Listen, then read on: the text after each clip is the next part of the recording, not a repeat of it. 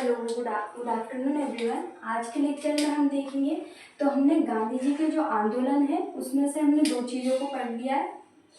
एक तो क्या देख लिया हमने, चंपारण का नील सत्याग्रह। तो चंपारण का नील आंदोलन यह हमने देख लिया, जो कहाँ पे हुआ था, बिहार में 1917 में। इसके बाद हमने क्या देख लिया, अहमदाबाद का श्रमिक आंदोलन।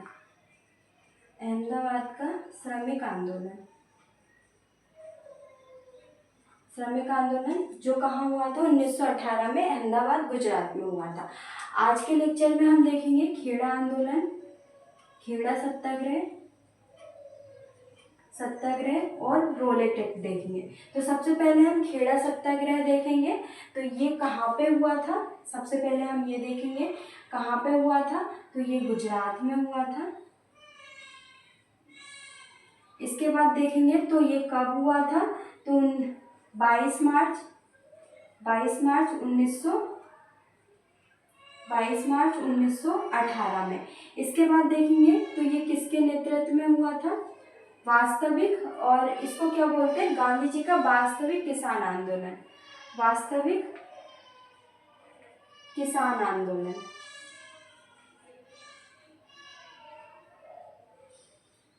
किसान आंदोलन किसका, गांधी जी का। तो वास्तविक किसान आंदोलन किसका था, गांधी जी का।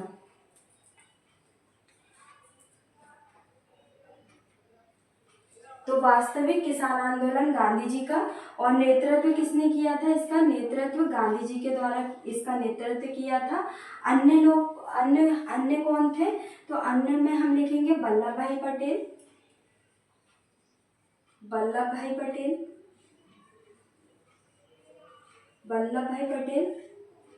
और इंदुलाल याग्निक। तो कितने, दो लोगों ने, अन्य दो लोग थे, तो वल्लभ भाई पटेल और इंदुलाल याग्निक। कहाँ पे हुआ था, गुजरात में, गांधी जी का वास्तविक किसान आंदोलन। और कब हुआ था, तो 22 मार्च 1918 ईस्वी में हुआ था। इसके बाद नेतृत्व गांधी जी ने, अन्य कौन थे, वल्लभ भाई पटेल और इंदुलाल याग्निक। इसके बाद हम देखेंगे इसका कारण में क्या था, कारण में मालगुजारी वसूली से संबंधित है। तो मालगुजारी वसूली से संबंधित। तो ये हमारा क्या हो गया, खेड़ा सत्याग्रह हो गया, जो कि परिणाम था, हम लिखेंगे तो परिणाम था सफल आंदोलन था। हम इसमें परिणाम में लिख देंगे, परिणाम था क्या, सफल आंदोलन।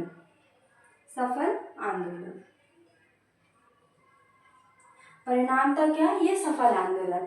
तो ये हमारा खेड़ा आंदोलन हो गया। नेक्स्ट हम रोलेट एक्ट पढ़ेंगे। तो इसके बाद हम रोलेट एक्ट पढ़ लेते हैं। तो ये चीज़ें हमने देखी हमारे, इसमें हम एक चीज़ और ऐड कर लेते हैं, तो खेड़ा आंदोलन। तो जो गांधी जी के द्वारा जो आंदोलन किए गए थे वो हमारे कंप्लीट हो गए। 3 जो आंदोलन थे गांधी जी के, चंपारण हो गया, अहमदाबाद का श्रमिक आंदोलन हो गया और खेड़ा सत्याग्रह हो गया। तो जो गांधी जी के आंदोलन थे वो हमने कंप्लीट कर लिए। इसके बाद हम देखेंगे रोलेट एक्ट।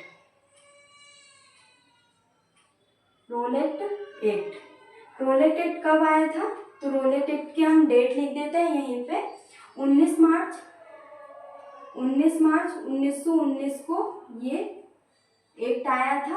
अब देखते हैं ये एक्ट, इसके आने के क्या कारण थे। तो सबसे पहले किसी भी चीज के कारण होते हैं, कि कोई भी चीज, जैसे हमने चंपारण का नील आंदोलन पढ़ा था, तो उसमें भी हमने सबसे पहले देखा था कि चंपारण की नील आंदोलन का क्या कारण क्या था, तो 3 खटिया पद्धति। इसके बाद अहमदाबाद का मील श्रमिक आंदोलन भी इसी प्रकार हमने कारण देखा। खेड़ा सत्याग्रह का भी हमने कारण देखा। तो किसी भी आंदोलन के होने के लिए क्या एक कारण होता है, कि महत्वपूर्ण कारण क्या था। तो सबसे पहले हम देखेंगे कारण में क्या था, तो जो अंग्रेजों में पनप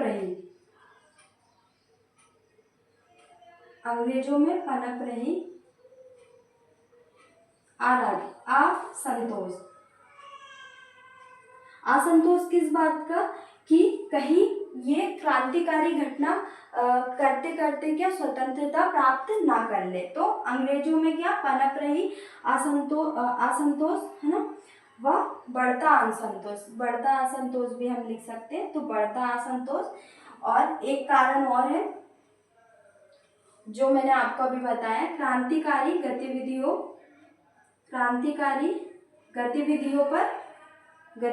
पर क्या प्रभावी गतिविधियों पर प्रभावशाली रूप से नियंत्रण करने के लिए, तो क्या करने के लिए, प्रभावशाली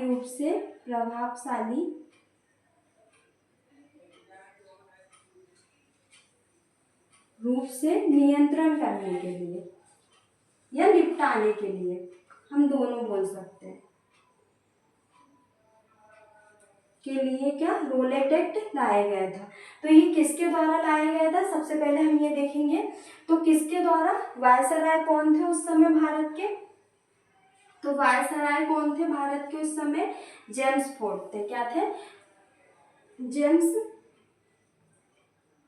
जेम्स फोर्ड उस समय क्या थे, भारत के वायसराय थे। उनके द्वारा क्या किया था, जो किंग्स की न्यायपीठ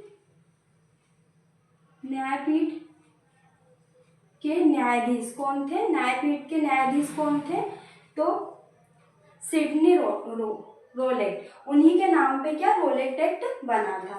तो न्यायाधीश कौन थे, सिडनी रोलेट।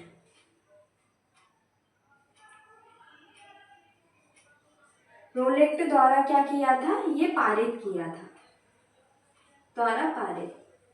इसके बाद हम देखेंगे इसमें विधेयक कब लाया गया था, है ना, तो विधेयक कौन सा लाया गया था, हम इसको इसमें मिटा देती हूँ और आपको बताती हूँ। तो विधेयक कौन सा लाया गया था, तो विधेयक का नाम है क्रांतिकारी अराजकता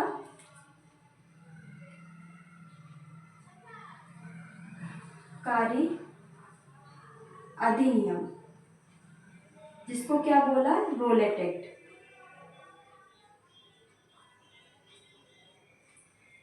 कब लाया गया था, 1919 में, जिसको क्या बोलते हैं बिना वकील, जिसमें क्या कर सकते हैं, ये तो हमने बोला था इसको, इसमें क्या कर सकते थे कि जब चाहे किसी को भी क्या कर सकते थे, जेल में बंद कर सकते थे।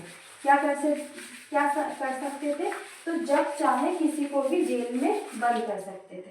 तो इस एक्ट के अंतर्गत क्या कर सकते थे, जब चाहे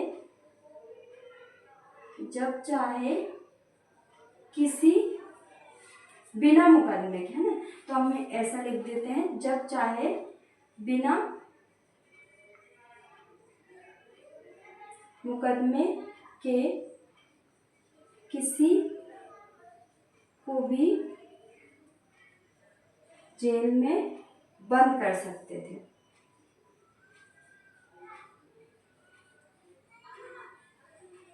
तो इसको क्या बोला,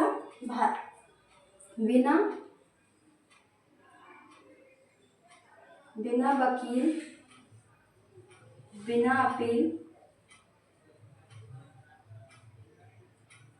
अपील और बिना दलील का काला कानून। तो क्या किसकी संज्ञा दी, काला कानून की संज्ञा दी।